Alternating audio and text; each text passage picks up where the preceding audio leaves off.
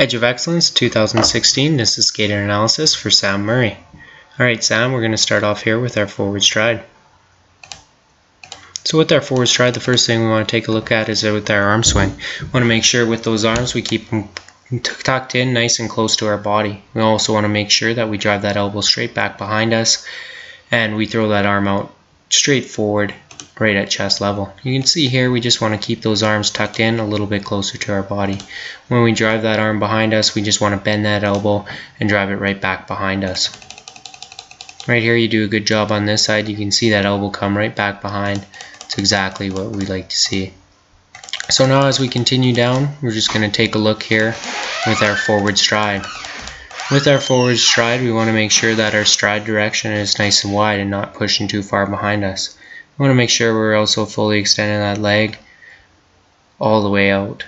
Right here you do an awesome job. If we just highlight that there, you can see with your nice full extension. We want to make sure we're also using our plantar flexion, pushing off our toes to help generate a nice powerful stride. As you can see here, you do a great job pushing off that toe, coming back across that center of gravity and helping push out your next stride as you continue down the ice. On the way back here, we'll just take a look at your recovery. So here with that arm swing, we want to make sure that we just keep that elbow tucked out right back behind us. When we throw it in front, we just fully extend that arm right out in front. So now when you take your stride, when we look at the center of gravity, we want to make sure that right here, when that leg comes back, we want to come right across that center of gravity.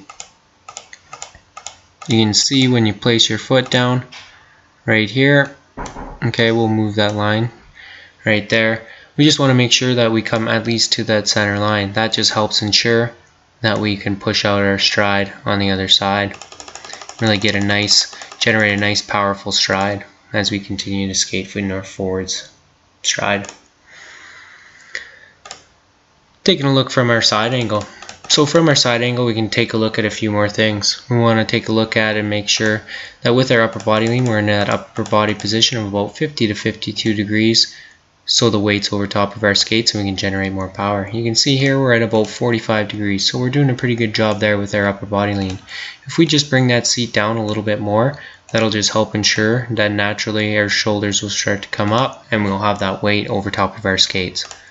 With our knee bend, we can get a little bit lower here in our knee bend. We want to be almost parallel to the ice, so we just want to drop that seat down a little bit more. But you do a good job here, pushing nice and wide to the side, really using that plantar flexion, pushing off that toe to generate a powerful stride, so good work.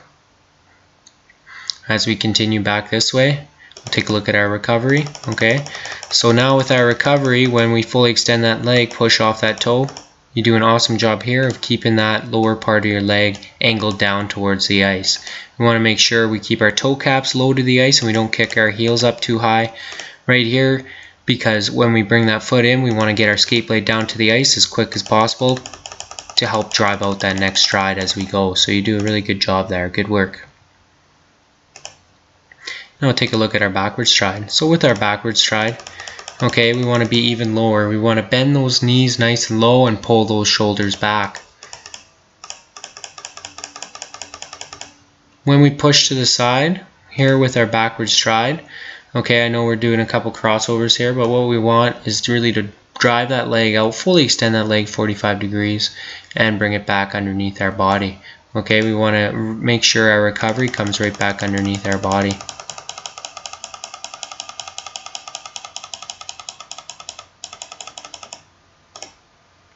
Take a look at the recovery when we come back on the other way here. So right here, okay, when we push out to the side, you can see right there, we want to just make sure that we keep our seat down nice and low and we pull those shoulders back. All we want to do when we skate backwards here, you can see that when we start to cross over, the weight goes kind of on the side, and we just want to make sure when we go, we just want to drive the legs out, bring them back underneath us. On this side here, drive the legs out 45 degrees, push it, bring it back in. It should look like a half heart shape every time we drive our legs out. We want to keep our shoulders back and our head up so we can see the whole ice once we skate backwards down the ice.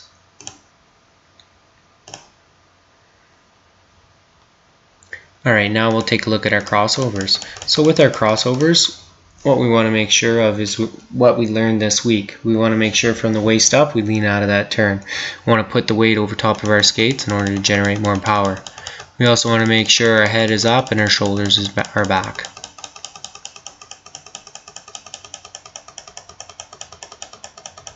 As we come around on this side, okay, we do a pretty good job. What we want is we want that lower body leaning in.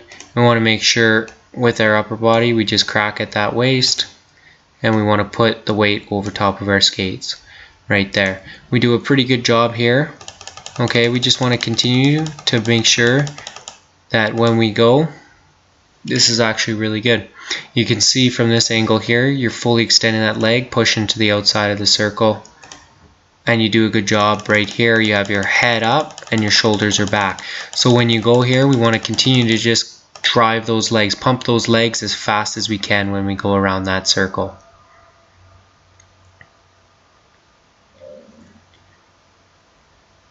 Now when we come back this way, you can see right here there's a little bit of a tendency, because our lower hand is lower on our stick, to lean in a little bit far into the circle. We just want to crack at that waist and make sure that we try to get those shoulders nice and square. This just helps put the weight back over top of our skates and ensures we have a little bit more balance as we continue to go. We want to stay nice and low and continue to drive those legs, pump those legs, fully extend, and keep our head up and our shoulders back as we continue to go around the circle. And finally, we'll take a look at our tight turns. So with our tight turns, some of the same rules as with crossovers apply. We want to make sure we keep a deep knee bend the entire time.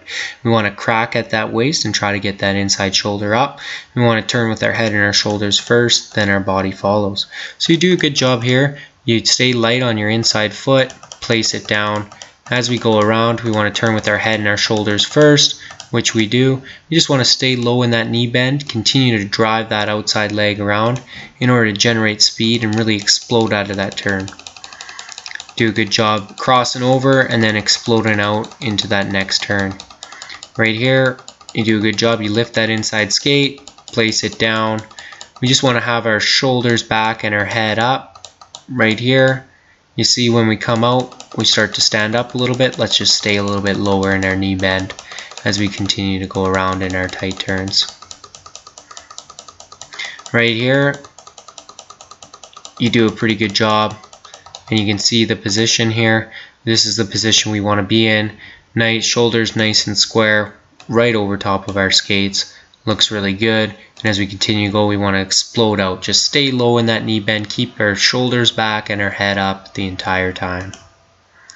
Alright Sam, I hope you had fun at the Edge of Excellence camps this week. It's been fun working with you, and I wish you all the best in this upcoming season.